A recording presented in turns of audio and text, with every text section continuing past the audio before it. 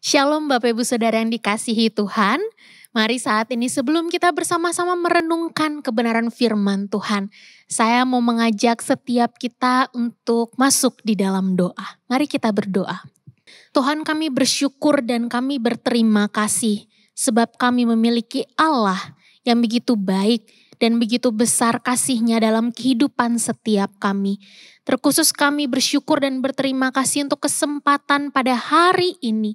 Kami boleh bersama-sama merenungkan kebenaran firman Tuhan. Tolong kami Tuhan, untuk kami boleh mengerti apa yang menjadi isi hati dan kehendak Tuhan dalam kehidupan kami sebagai orang percaya. Pakai juga hamba-Mu dalam segala keterbatasan dan kelemahannya. Biarlah melalui dirinya, melalui bibir lidahnya, nama Tuhan dipermuliakan. Bekerjalah Roh Kudus dalam hati masing-masing kami. Di dalam nama Tuhan Yesus kami berdoa. Amin. Bapak Ibu Saudara, mari kita buka Alkitab kita dari Roma 12 ayatnya yang kedua. Kita akan melanjutkan pembacaan dari ibadah yang minggu lalu. Kalau minggu lalu kita hanya membahas di ayat yang pertama, sekarang kita akan masuk di ayatnya yang kedua. Roma 12 ayat yang kedua. Janganlah kamu menjadi serupa dengan dunia ini, tetapi berubahlah oleh pembaharuan budimu, sehingga kamu dapat membedakan manakah kehendak Allah, apa yang baik, yang berkenan kepada Allah, dan yang sempurna. Bapak Ibu Saudara yang dikasihi Tuhan, akhir-akhir ini dunia kekristenan sedang mengalami kegoncangan. Jadi bukan hanya saudara-saudara kita yang mengalami gempa bumi, bukan hanya Indonesia yang goncang lempengnya, tapi kita, kalangan orang-orang Kristen juga sedang mengalami kegoncangan yang cukup besar. Berita ini datang dari seorang teolog besar dan juga penulis ternama Bapak Ibu Saudara di kalangan kekristenan yang bernama Paul Maxwell. Nah, Paul Maxwell ini beberapa waktu lalu menyatakan bahwa dirinya berhenti dari kekristenan. Tentu Paul Maxwell ini bukan orang pertama, bukan teolog pertama, bukan hamba Tuhan pertama, bukan pendeta besar pertama yang menyatakan dirinya untuk pada akhirnya aku tidak lagi seorang Kristen. Sudah ada senior-seniornya sebelumnya Bapak Ibu Saudara. Nah tentu berita ini menjadi guncangan, kenapa? Karena yang melakukan perpindahan iman atau melepaskan iman Kristen ini bukan kalangan artis, bukan kalangan jemaat biasa, tapi seorang hamba Tuhan yang besar yang telah sekian lama mendedikasikan hidupnya untuk menyelidiki firman Tuhan, untuk melayani Tuhan secara full timer. Belum lagi Bapak Ibu Saudara, tokoh-tokoh besar seperti ini pasti memiliki orang-orang di belakangnya yang menganggap dia adalah panutan yang layak diteladani. Baik secara pemikirannya memahami kebenaran firman Tuhan, baik secara dia melayani orang lain, baik secara tulisan-tulisannya yang menggugah hati banyak orang, maupun cara hidupnya. Maka berita dia mundur dari kekristenan menjadi satu tanda tanya yang besar. Karena memang tidak seharusnya hal ini terjadi. Lalu pertanyaannya Bapak Ibu Saudara, kira-kira apa sih alasannya? Secara pribadi Paul Maxwell memang tidak menyebutkan secara gamblang dan menjelaskan juga di dalam artikel atau apapun itu kenapa dia meninggalkan kekristenan. Tapi setidaknya ada salah satu artikel yang ditulis oleh pendeta Daniel Lukas Lukito menanggapi peristiwa ini. Karena ini bukan yang kali pertama, sudah berkali-kali di dalam dunia kekristenan. Disebutkan bahwa penyebab yang paling mungkin dan paling besar terjadi kenapa seseorang bisa meninggalkan keyakinannya yang lama adalah karena adanya sebuah pencarian. Sebuah pencarian yang berakal pada pergumulan hidup yang tak kunjung ada jalan keluarnya Bapak Ibu Saudara. Entah itu sakit yang tidak sembuh-sembuh, masalah ekonomi yang mandek, kekecewaan dalam pekerjaan, kepahitan dalam lingkup pelayanan. Baik itu yang disebabkan oleh sesama jemaat, sesama rekan pelayanan, bahkan mungkin hamba Tuhannya sendiri. Belum lagi problem rumah tangga yang makin kisruh dan persoalan hidup lainnya. Pencarian akan jalan keluar yang tidak kunjung ketemu. Hingga akhirnya berujung pada krisis iman. Oh Bapak Ibu Saudara yang dikasihi Tuhan, hal ini tentunya menjadi alarm bagi setiap kita. Bukan hanya para hamba Tuhan, bukan hanya aktivis, bukan hanya majelis. Tetapi kita semua orang percaya, engkau dan saya.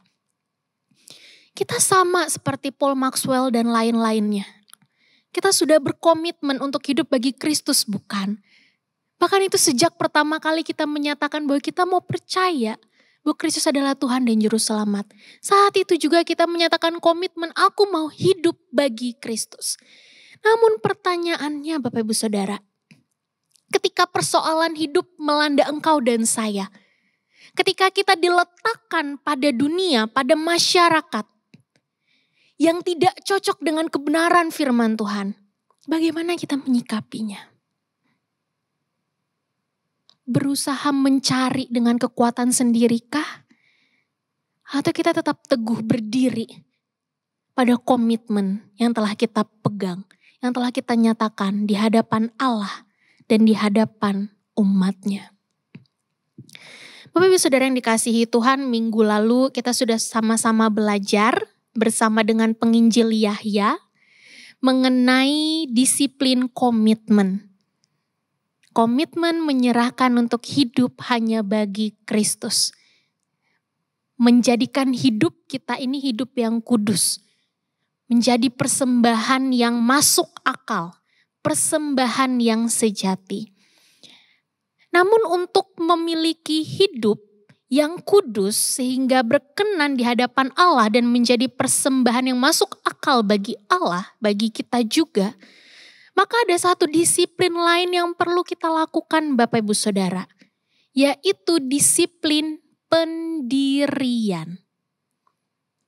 Pendirian di sini berasal dari kata dalam bahasa Inggris itu adalah conviction. Conviction itu adalah a strong belief that is not likely to change or the strong feeling that your beliefs are right. Jadi conviction ini adalah strong belief. Lebih dari sekedar kita percaya. Itu adalah strong. Dia lebih kuat. Dan itu tidak akan berubah. Satu kepercayaan yang tidak akan pernah berubah. Itu namanya conviction. Dan suatu perasaan di mana kita percaya, yang kita percayai itu benar adanya. Jadi dia lebih kuat daripada sekedar percaya Bapak Ibu Saudara. Dalam beberapa kamus, sinonimnya conviction ini adalah faith, iman. Jadi suatu lebih dari sekedar percaya doang. Ada sesuatu yang mengakar di dalam diri, di dalam perasaan, di dalam hidup seseorang. Dan itu tidak pernah berubah. Maka dengan demikian pendirian itu berarti kepercayaan yang bersifat tetap. Sesuatu yang begitu kuat sehingga mempengaruhi cara hidup seseorang. Apakah perbedaannya dengan kepercayaan? Secara sederhana, a belief is something you will argue about. A conviction is something you will die for. Jadi kalau kepercayaan itu sesuatu yang ya udah kita percaya. Kita akan debatkan, kita akan perjuangkan. Tapi yang namanya conviction atau pendirian ini sesuatu yang kita mau bayar harga. Sampai nyawa pun kita mau bayar harga untuk pendirian ini. Inilah kenapa kita sebagai orang percaya tidak boleh hanya berhenti pada disiplin komitmen. Berkomitmen menyerahkan hidup bagi Kristus selesai, tidak. Tapi kita juga harus punya pendirian yang teguh, yang kuat pada komitmen kita. Nah pertanyaannya Bapak Ibu Saudara, pendirian seperti apakah yang bisa membawa kita kuat menjalani arus kehidupan ini? Pendirian yang berdasarkan firman Tuhan. Kita bisa saja berlawanan dengan apa yang kita percaya, kita yakini Bapak Ibu Saudara. Tapi ketika kita meletakkan pendirian hidup kita, conviction kita di atas kebenaran firman Tuhan, maka pendirian inilah yang akan memegang kuat kita.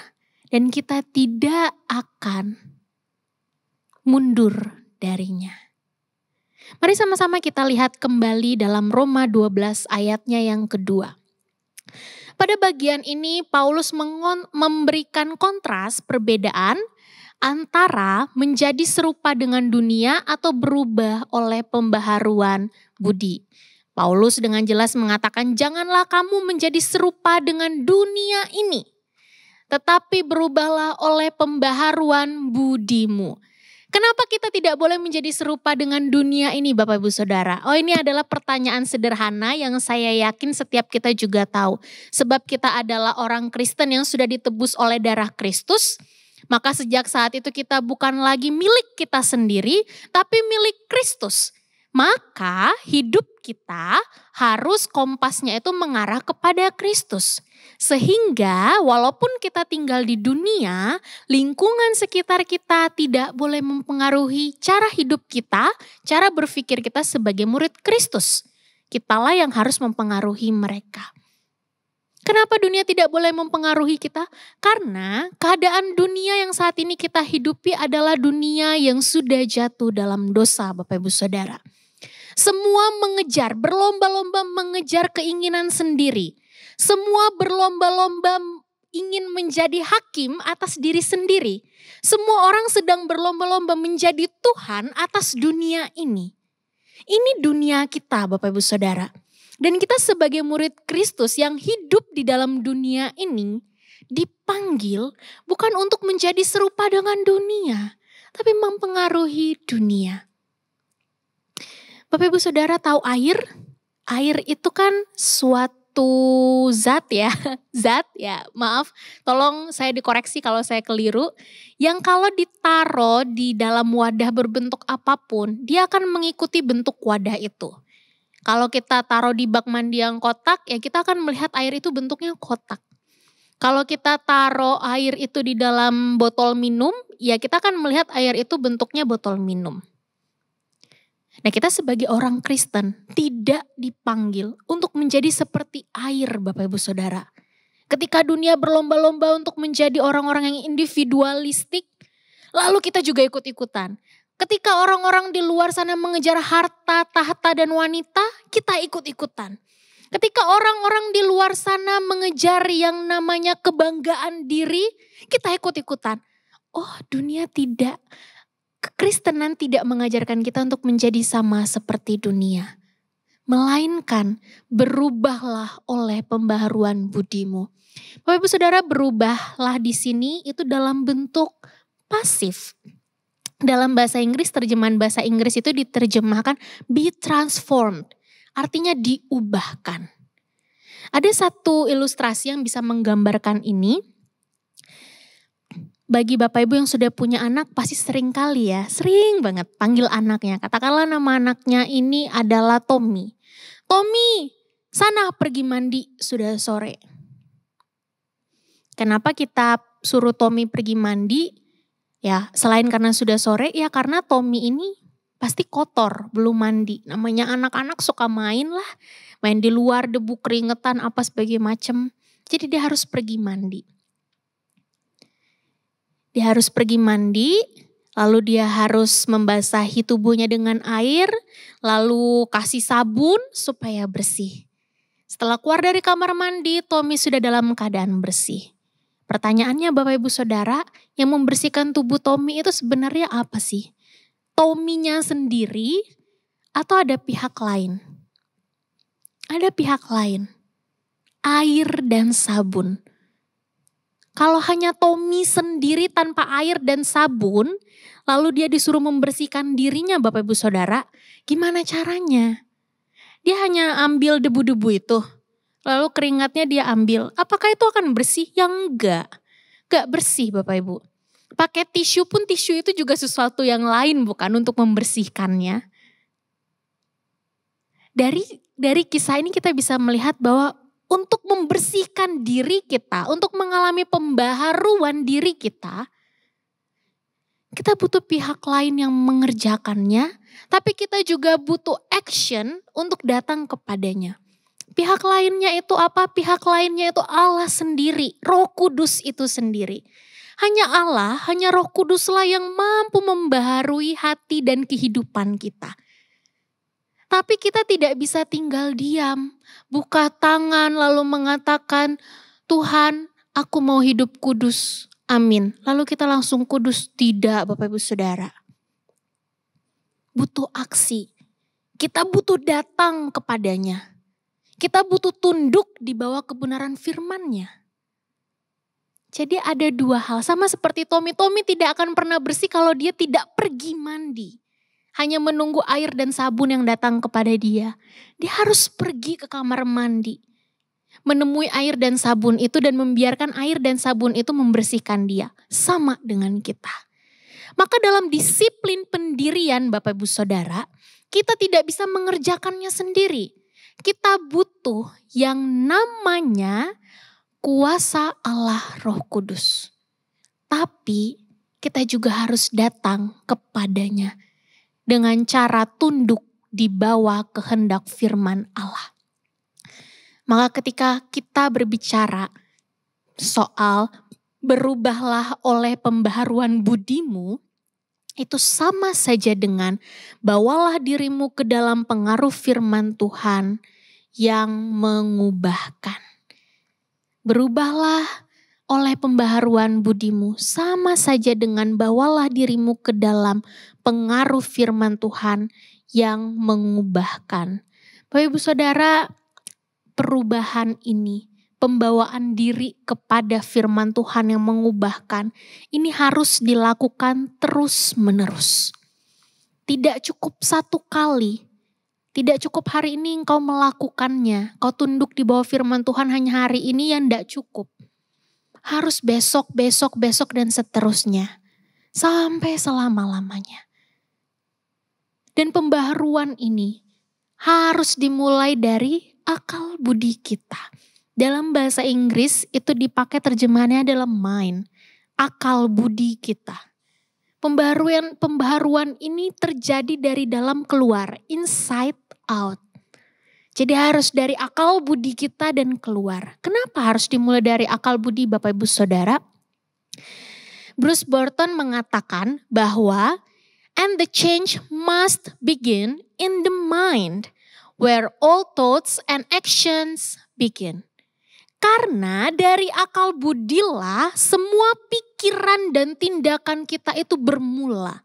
Jadi kalau kita mau punya kehendak, punya pikiran, punya tindakan yang sesuai dengan firman Tuhan, maka yang pertama kali harus kita serahkan untuk diubah, tentu selain hati karena sudah berbicara soal komitmen, adalah akal budi kita Bapak Ibu Saudara. Membiarkan akal budi kita tunduk di bawah kebenaran firman Tuhan. Sederhananya inilah disiplin pendirian Bapak Ibu Saudara. Kita sudah punya komitmen untuk menyerahkan hidup bagi Kristus. Maka saat ini mari kita berdisiplin untuk boleh berdiri teguh di atas komitmen kita.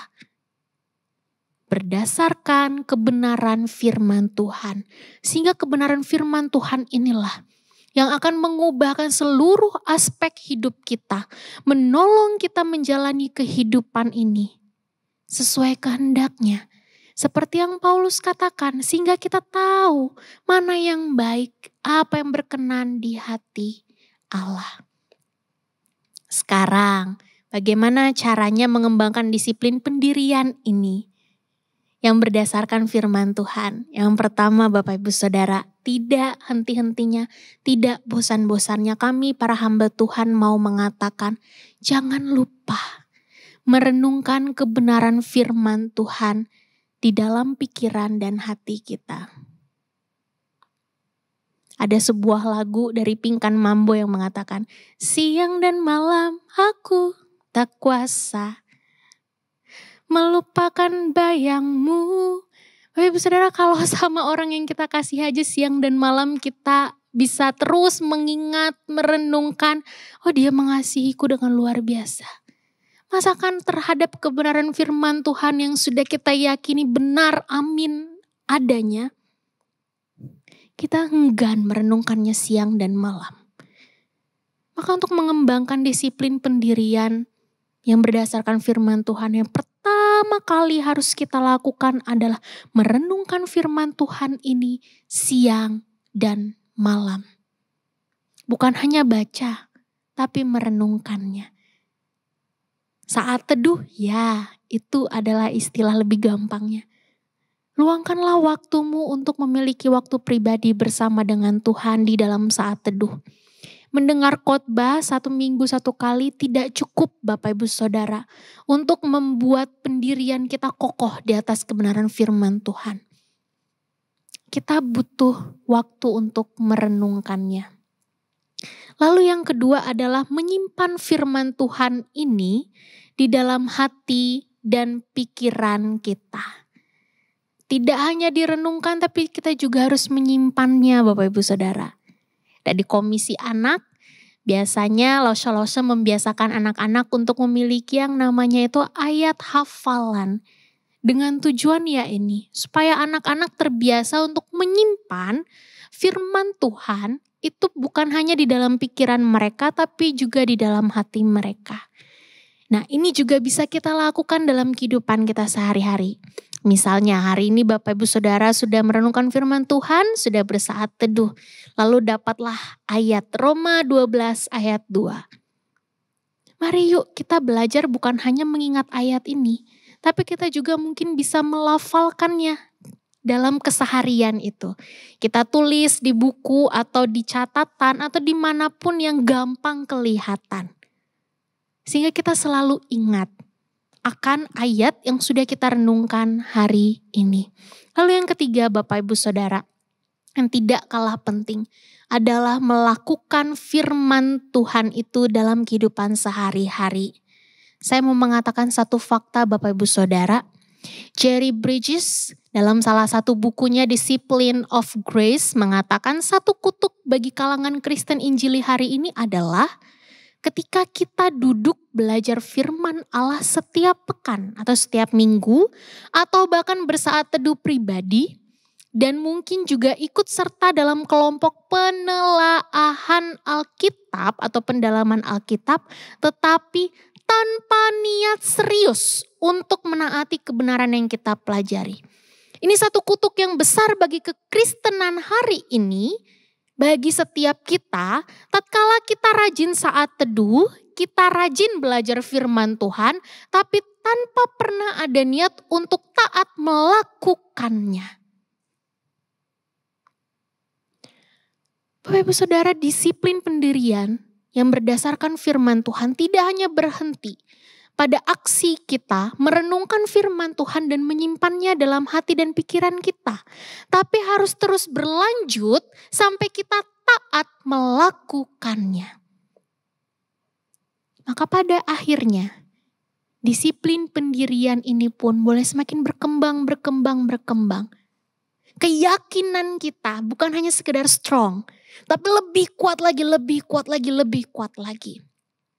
Sehingga seperti apapun arus dunia ini, kita tidak akan mundur imannya Bapak Ibu Saudara. Komitmen yang awal kita pegang itu akan menjadi fondasi hidup yang sangat kuat. Bapak Ibu Saudara, setiap kita pasti tahu lagu Mengikut Yesus Keputusanku. Tahu ya? Nah ternyata di balik lagu ini ada satu kisah Bapak Ibu. Kisah yang terjadi sekitar tahun 1800-an di India, tepatnya di daerah bagian timur negara India yang bernama Assam. Nah, jadi pada waktu itu di Eropa terjadi kebangkitan rohani yang begitu besar. Sehingga banyak sekali misionaris dari Eropa yang keluar dari Eropa untuk pergi memberitakan Injil Bapak Ibu Saudara. Nah, salah satunya pergi ke India tentu ya. Nah, misionaris yang berangkat ke India itu mereka memberitakan Injil di sana. Ada yang berangkat ke suku-suku lain dan ada yang berangkat ke suku Asam. Namun menurut catatan sejarah Bapak Ibu, Asam ini bukanlah tempat yang mudah untuk Injil itu diterima. Karena penduduk di tempat ini terdiri dari beberapa suku primitif yang masih memiliki kebiasaan kanibalisme, yaitu memakan sesama manusia, makan daging manusia. Tetapi yang juga menjadi tantangan besar bagi pemberita Injil di suku Asam adalah mereka tidak begitu suka dengan kehadiran orang asing. Jadi suku Asam ini suku yang sangat tertutup Bapak Ibu Saudara. Primitif, kanibalisme, lalu nggak terima orang asing dari luar. Mereka terkungkung dengan diri mereka sendiri. Nah, orang-orang Asam khususnya kaum laki-laki memiliki tradisi yang mengerikan. Status sosial mereka dilihat berdasarkan koleksi kepala manusia yang mereka pajang di depan rumah mereka. Semakin banyak kepala manusia yang mereka dapatkan, semakin dipandang cakap dan mampu melindungi keluarga sendiri dan semakin dihormati. Oleh sebab itu mereka akan dijuluki suku pemburu kepala. Mengerikan ya suku Asam ini. Nah, namun dalam kebengisan dan kebrutalan ini Bapak Ibu Saudara, hadirlah para misionaris dari Inggris untuk membawa Injil di tengah-tengah mereka. Tentu seperti dugaan di awal, kehadiran para misionaris ini dibenci. Sangat amat sangat dibenci oleh orang-orang Asam. Tapi Allah bekerja di tengah-tengah kondisi yang demikian. Hal yang terjadi justru di luar dugaan. Kehadiran Injil di tengah-tengah suku ini mulai berdampak. Pelan-pelan mereka diperkenalkan tentang siapa Kristus. Apa karyanya bagi kehidupan mereka.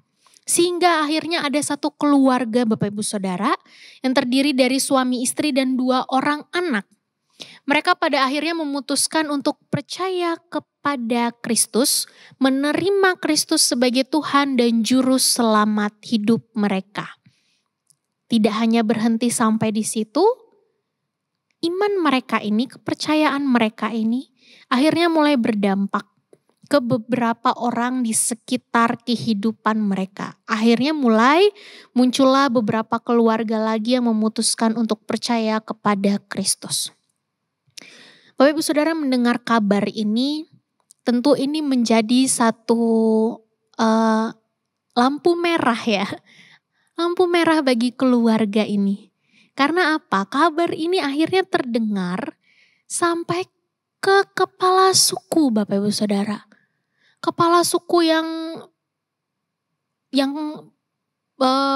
pemburu kepala itu tadi, yang bengisnya luar biasa itu tadi, mendengar kabar bahwa ada warganya yang mulai percaya kepada Kristus. Yang mulai enggan lagi mengikuti tradisi mereka. Lalu semua warga dikumpulkan termasuk keluarga yang pertama kali percaya ini. Untuk apa? Untuk diadili di tengah-tengah banyak orang. Mereka diberi ancaman. Kalau keluarga ini tetap mau percaya kepada Kristus, tetap mau ikut Yesus, maka nyawa mereka adalah taruhannya. Kepala keluarga dipanggil pertama Bapak Ibu Saudara sebagai penanggung jawab. Dia ditanya, kalau kamu tetap memutuskan untuk percaya pada Yesus, berdiri teguh pada kepercayaanmu, nyawa anak istrimu jadi taruhannya. Alih-alih menyerah dan berpaling dari Kristus Bapak Ibu Saudara, sang kepala keluarga ini justru menyebutkan kalimat dari lagu yang diciptakannya ketika ia pertama kali mengenal Kristus. Dia katakan, I have decided to follow Jesus. I have decided to follow Jesus. I have decided to follow Jesus. No turning back, no turning back. Aku sudah memutuskan untuk ikut Yesus sejak pertama kali. Itu komitmenku. Dan apapun yang terjadi, apapun yang kuhadapi saat ini, aku tidak akan berpaling dari Kristus.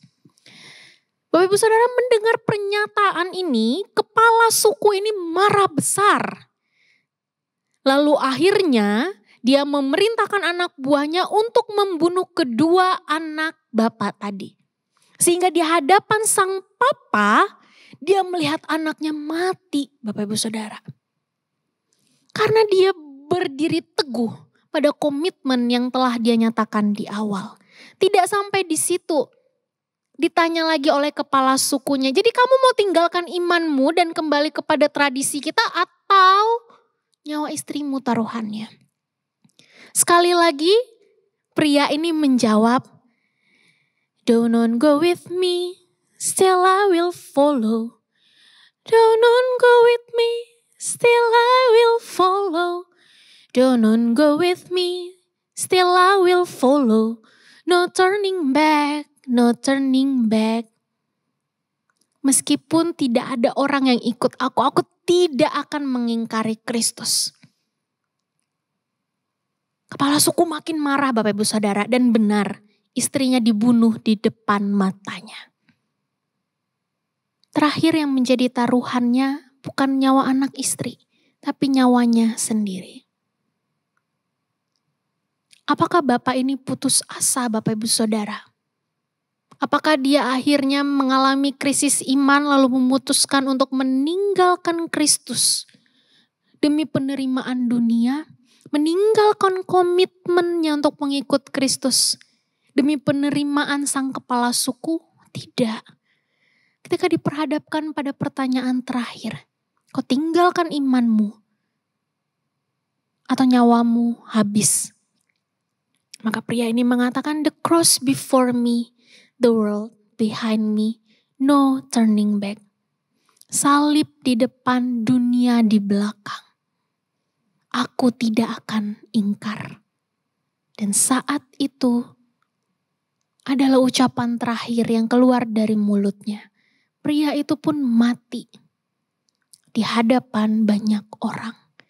Bapak Ibu Saudara, satu keluarga ini adalah contoh bagaimana mereka berusaha dengan kuat menjalankan disiplin pendirian. Mungkin saat itu mereka terbatas dengan adanya Alkitab dalam bahasa suku mereka. Tapi dalam segala keterbatasan itu bukan tidak mungkin bagi mereka untuk menjalankan disiplin pendirian yang berdasarkan firman Tuhan. Ada para misionaris, ada hamba-hamba Tuhan yang menolong mereka. Dan sejak awal mereka menyatakan komitmen sampai akhir hayat mereka, mereka berusaha berjuang mati-matian untuk mau menundukkan akal budi mereka di bawah kebenaran firman Tuhan. Dan itulah yang membuat mereka kuat menghadapi pergumulan, tekanan yang ada di sekitar mereka. Pertanyaannya, bagaimana dengan kita Bapak Ibu Saudara? Bagaimana dengan engkau dan saya? Baik, kita memiliki komitmen untuk hidup bagi Kristus. Namun Tuhan tidak menginginkan komitmen semata. Tuhan ingin action yang lebih dalam Bapak Ibu. Tuhan ingin penyerahan diri. Tuhan ingin kita terus berusaha mati-matian. Menundukkan diri di bawah kebenaran firman Tuhan. Hari ini gagal, coba lagi. Gagal lagi, coba lagi. Gagal lagi, coba lagi. Mari kita bersama-sama lagi dan lagi. Belajar menundukkan diri di hadapan firman Tuhan. Renungkanlah firman Tuhan siang dan malam. Simpanlah firman Tuhan itu di dalam hati dan pikiranmu. Dan taatlah lakukan firman Tuhan itu. Rick Warren dalam salah satu kutipannya mengatakan, "A person without conviction is a weak." Seseorang yang tanpa pendirian itu orang yang lemah. Jellyfish type of individual. Seseorang yang mirip seperti ubur-ubur jellyfish. Who mindlessly follows the crowd. Yang secara sadar mengikuti arus dunia. Mari kita bersatu di dalam doa. Tuhan, ini kami anak-anak-Mu yang kembali mau menyatakan komitmen kami di hadapan Allah untuk hidup bagi Kristus. Tapi satu hal yang kami sadari Tuhan, kami tidak bisa dengan kekuatan kami sendiri berdiri di atas komitmen ini. Kami butuh pertolongan Tuhan. Untuk itu Tuhan bantu kami untuk boleh senantiasa mendisiplinkan diri kami berdiri di atas kebenaran firman Tuhan. Tolong kami untuk boleh mendisiplinkan diri kami tunduk di bawah kebenaran firman Tuhan. Sebab satu hal yang kami percaya, apapun yang terjadi, ketika keyakinan kami, kepercayaan kami berakar pada firman Tuhan, kami bisa menjadi terang bagi bangsa kami. Dunia tidak akan mempengaruhi kami, tapi kami rindu boleh mempengaruhi dunia. Hamba-Mu berdoa untuk setiap jemaat Tuhan dimanapun mereka berada. Apapun pergumulan yang mereka hadapi, kuatkanlah dan teguhkanlah iman mereka Tuhan. Dan biarlah firman Tuhan selalu merasuki kehidupan mereka, mengubahkan setiap aspek kehidupan mereka. Sehingga mereka tahu apa yang benar dan apa yang berkenan di hadapan Allah dalam menjalani kehidupan ini. Di dalam nama Tuhan Yesus Kristus, kami berdoa. Amin.